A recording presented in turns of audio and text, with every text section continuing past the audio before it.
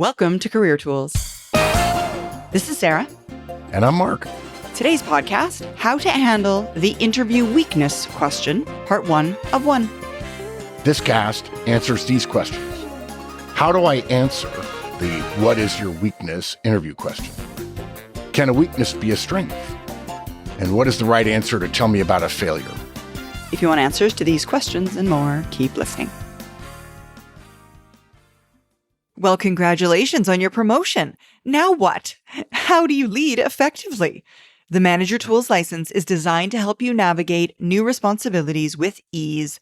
Gain access to proven strategies, tools, and expert guidance that will help you manage your team, deliver results, and continue your professional growth. With our comprehensive resources, you'll be prepared for the challenges that lie ahead.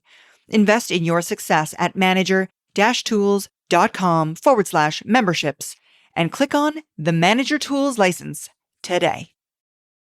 All right, so Mark, this is one of those re-records from the core of, if you will, our Career Tools guidance. This one in particular was put out, I want to say, in 2009. And it was actually the impetus for the original cast was a Wall Street Journal article that made a recommendation to people about the best way to handle or to address the interview question about weaknesses was to deflect. Yeah, because journalists are super smart business people who truly understand about interviewing and so on. And they all have a great deal of HR experience and have interviewed thousands of people and knows what works. Yeah, absolutely. Well, and sadly, I think for humanity, the interviewing guidance about how to handle his answer to this question hasn't gotten a whole lot better. No, I mean, zero. I think that it's just exactly the same amount of bad suggestions about interviewing. So today we're going to help our audience answer it well. Yeah. I'll tell you another thing about interviewing answers. Interviewing is a black box. People don't understand it.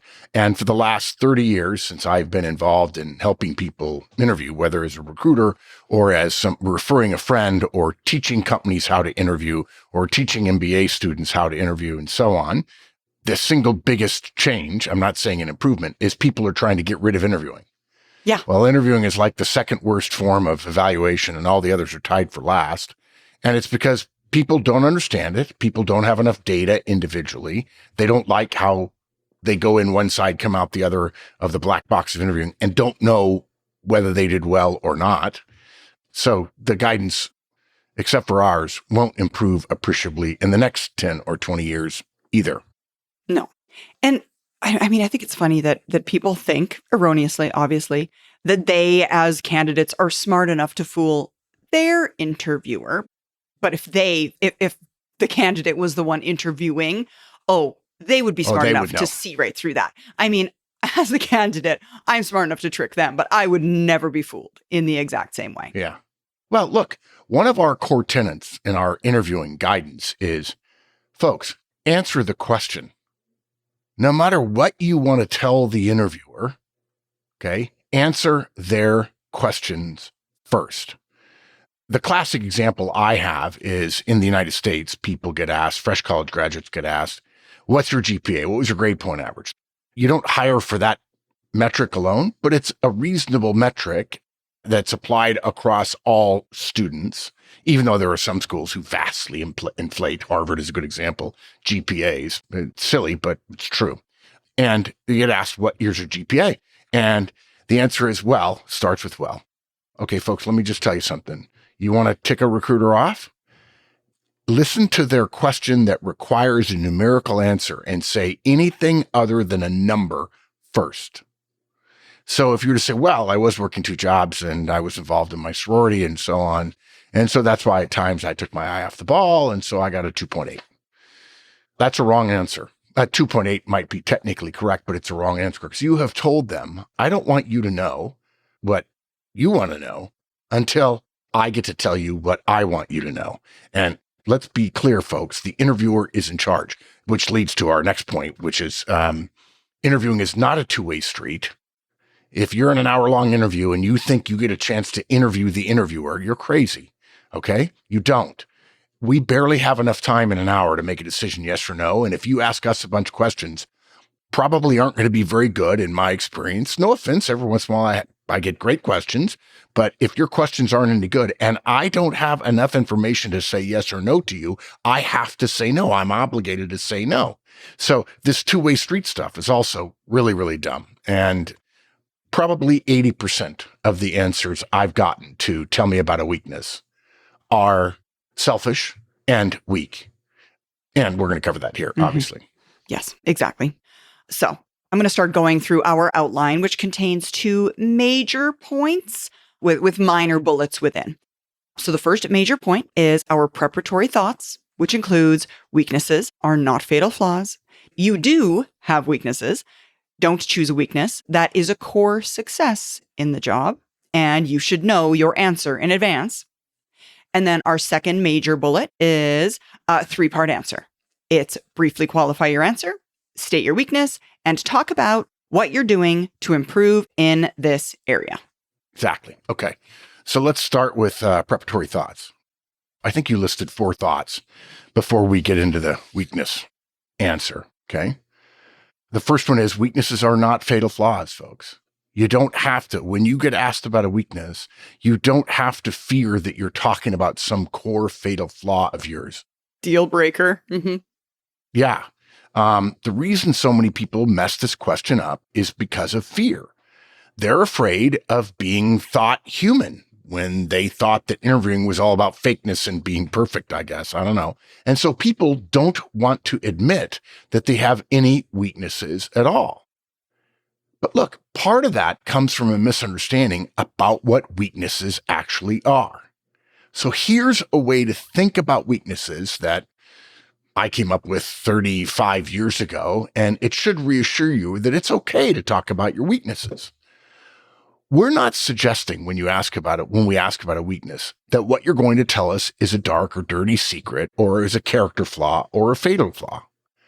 When we ask you about your weaknesses, we're asking you to compare all of your skills to all of your other skills and to be clear about which of those skills are not as strong as some of your other skills.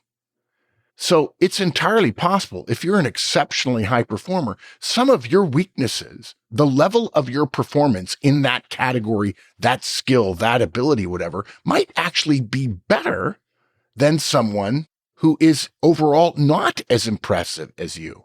So weakness simply means something that is below average for you. That's all.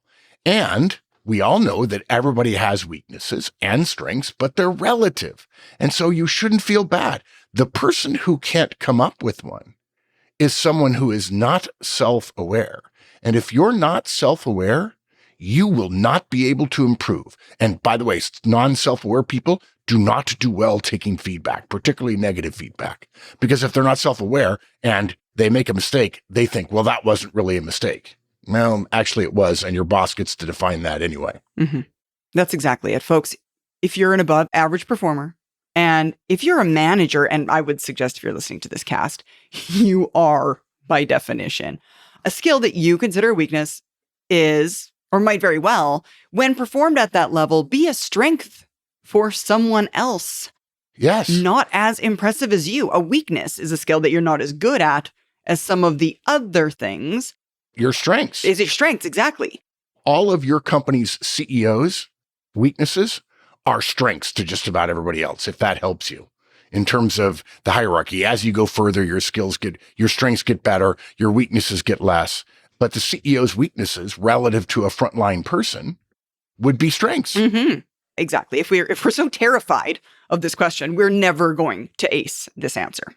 So all that to say, folks, you do have weaknesses. And the interviewer knows you have weaknesses. Yes, please.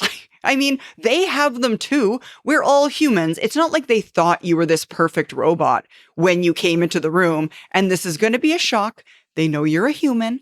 And this knowledge that the interviewer has over the fact that you do have weaknesses is the part that shoots down the deflect theory of answering this question. You know you have weaknesses. The interviewer knows you have weaknesses, and the interviewer, we have weaknesses and we think we're fine. We'll think you're fine if you share your weaknesses with us. But if you do not answer this question, you actually get 2 strikes against you. Even a bad answer, but a direct answer, only gets you 1 strike. Exactly. 2 strikes in this case are you don't have the confidence to talk about your flaws, and you must have a lot, or they're really, really big ones because you're unwilling to discuss them, which is just the kiss of death. I mean, don't try and hide something that we know exists, please. In fact, you'd probably get a bit of a smile from a recruiter or an interviewer if they said, "Hey, can you tell me about a weakness?" You say, "Well, I don't even know where to start." I mean, I got plenty, just as much as the next guy. I hope they're not misaligned with the job, obviously. But no, a weakness is X, right? You can be self-deprecating in an interview. Yeah. Okay, next on our pre-guidance, don't choose a weakness that is core to the success required in the job.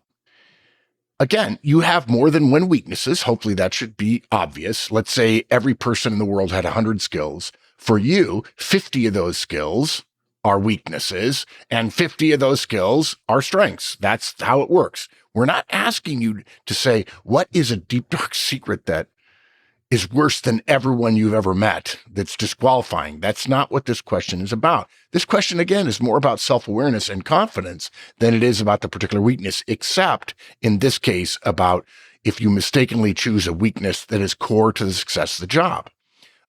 So if you've got half strengths and half weaknesses, this is a relative thing, you get to choose, right? You get to choose what you're talking about. Just don't choose a skill that is core to the requirements of the job as a weakness. A great example, if you're interviewing for sales, you can't choose persuasive ability. Not and get the job, you can.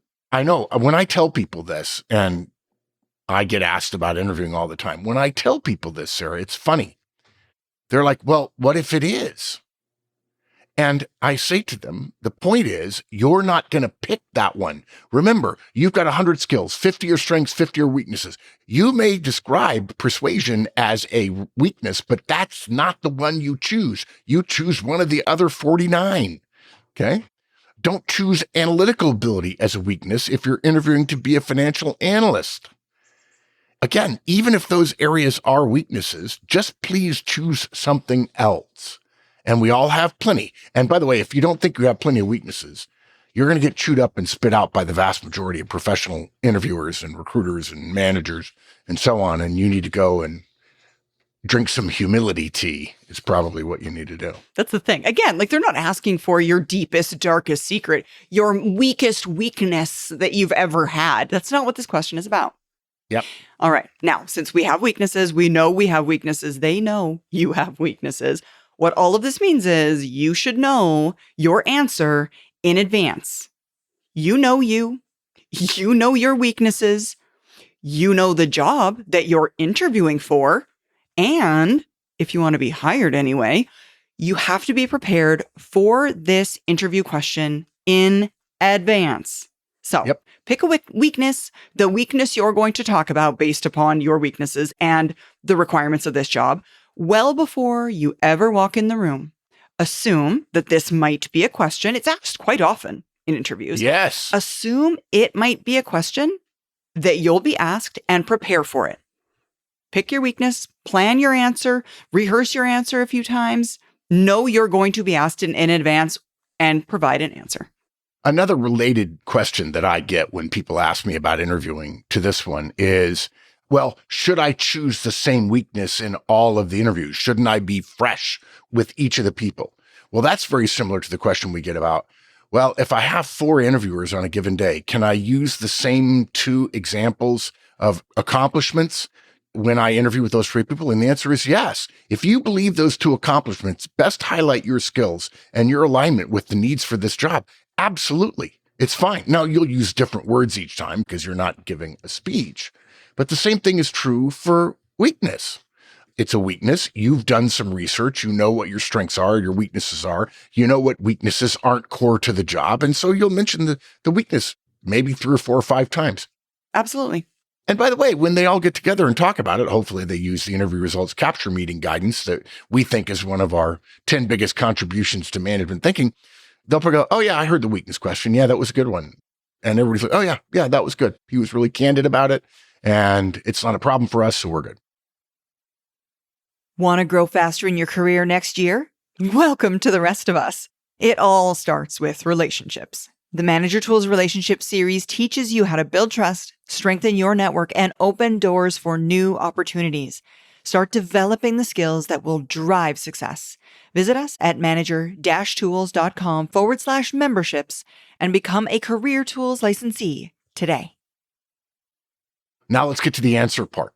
Okay. So the first part we want to tell you, the introduction to the answer is it has 3 parts. Okay.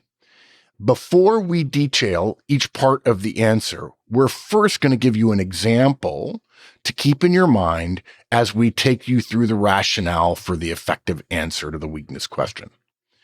Using our recommendation, it would sound like this.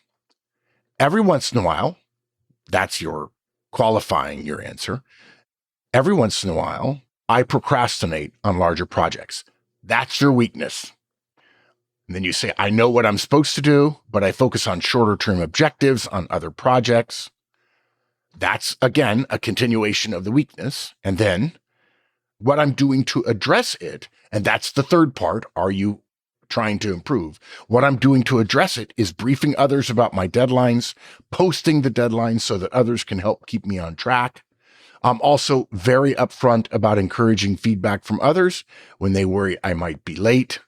I also try to build some buffer into my own deadlines. So that's all 3 parts: qualification, state your weakness, and talk about what you're doing. Okay, so let's start with the first piece then, which is the brief qualification of the answer.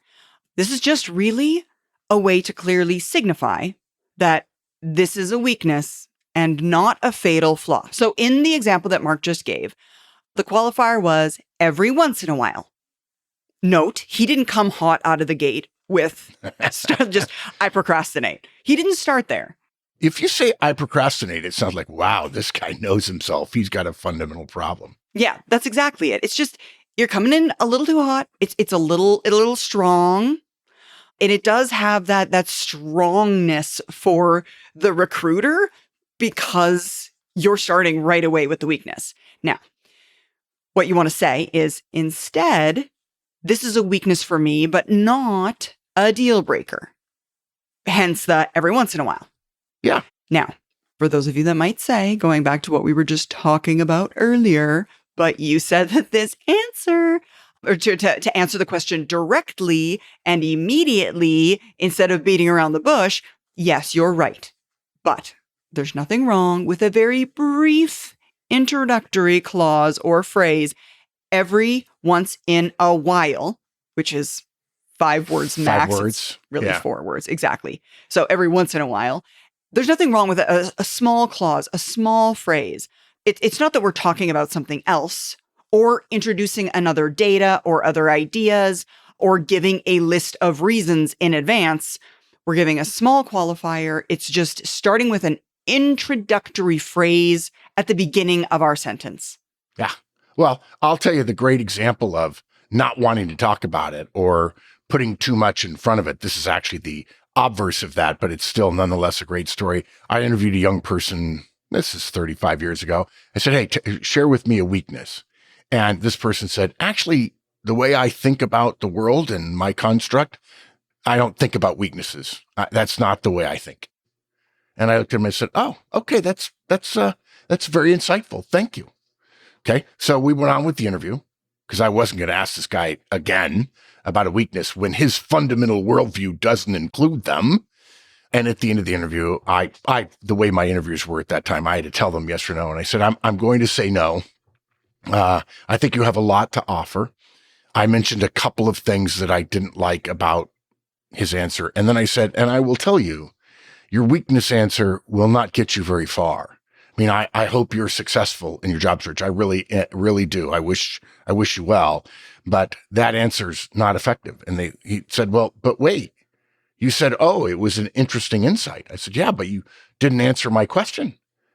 for the rest of your career. Your strengths and weaknesses are going to be discussed by every manager and executive in the organization. And as you get hired, they're going to really pick at them and tear them apart and see if you're ready for the next bit of responsibility. And if you're not willing to even engage on it because your worldview doesn't include the concept of weaknesses, which, by the way, most of us, you can blame me if you want as an example of the people who are going to be evaluating you. Most of us think if you say that you're literally withholding what your weaknesses are and you're deflecting again. And frankly, I don't believe that there's someone who, when football games and baseball games and basketball games and people talk all the time about the strengths and weaknesses of various players, he can't hit the curveball or whatever, that you have a worldview which says that you don't think that way. And I said, that's fine. And I do. I wish you well.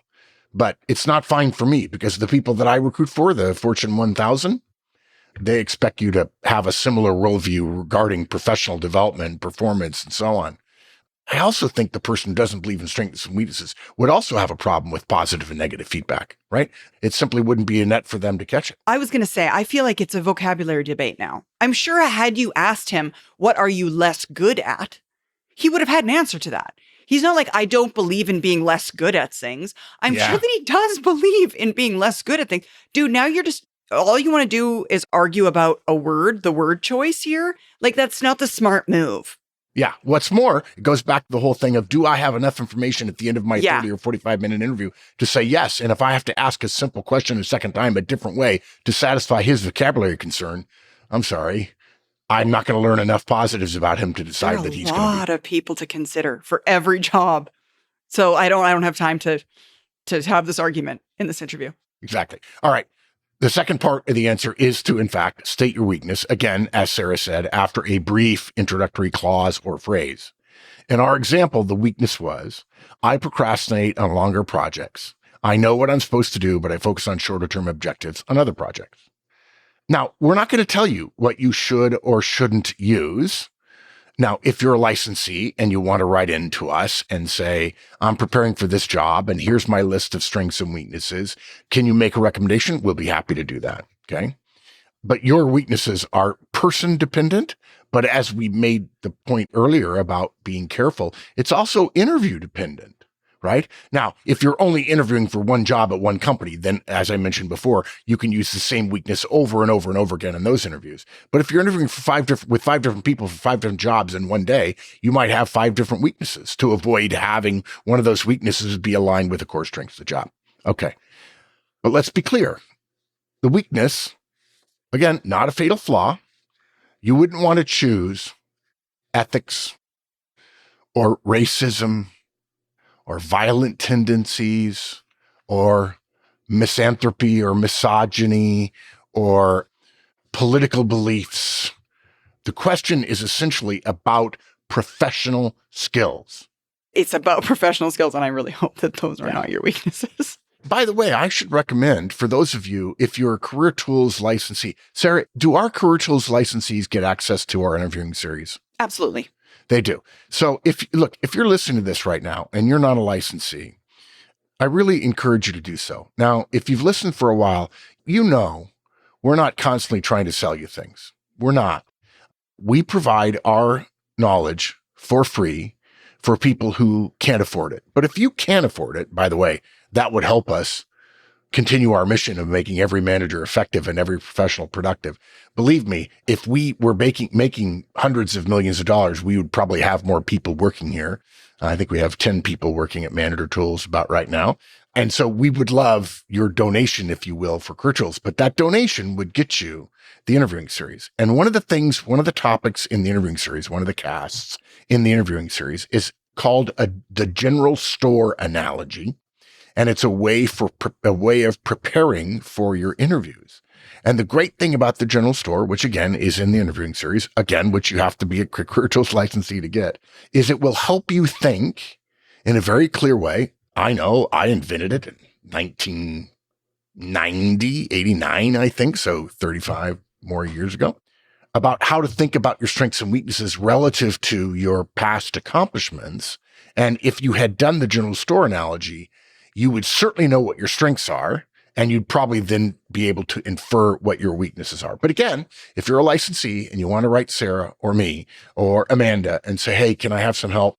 This is my list. Here's what I'm thinking about. Here's the job. What do you guys think? We'll be happy to help. Absolutely. Okay, so we covered the brief qualification. We covered the statement of your weakness. And now the third part of the answer to this question is talking about what you're doing to improve in this area. So in our example, Mark said, what I'm doing to address it is briefing others about my deadlines and posting them so that others can keep me on track. I'm also very upfront about encouraging feedback from others. When they worry, I might be late. I also try and build some buffer into my own deadlines.